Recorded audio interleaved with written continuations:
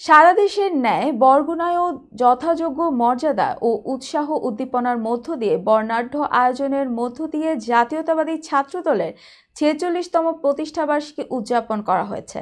অনুষ্ঠানে স্থানীয় ছাত্র নেতাদের পাশাপাশি অংশ নেন জেলা বিএনপির নেতাকর্মীরা।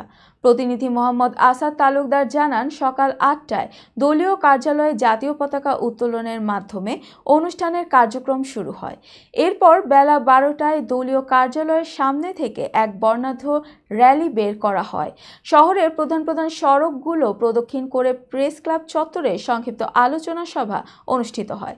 বরগুনা জেলা ছাত্রদলের সভাপতি ফয়জুল মালেক সজীবের সভাপতিত্বে উপস্থিত ছিলেন জেলা বিএনপির সাবেক সাংগঠনিক সম্পাদক অ্যাডভোকেট রেজবুল কবির, কে এম শফিকুজ্জামান মাহফুজ, সদর উপজেলা বিএনপির আহ্বায়ক তালিমুল ইসলাম পলাশ সহ অন্যান্য নেতৃবৃন্দ।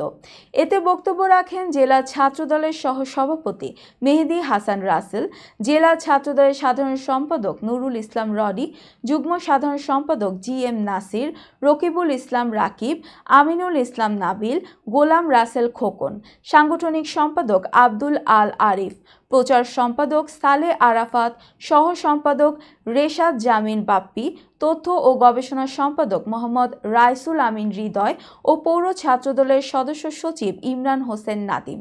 অনুষ্ঠান পরিচালনা করেন সহ প্রচার সম্পাদক আরিফ বিল্লাহ রাজন। সেখানে বক্তারা সংগঠনের ইতিহাস, ঐতিহ্য এবং ভবিষ্যৎ কর্মসূচি নিয়ে আলোচনা করেন। বলেন, ছাত্রদল সবসময় গণতন্ত্রের পক্ষে কাজ করে এসেছে এবং ভবিষ্যতেও একই ধারাবাহিকতা বজায় থাকবে।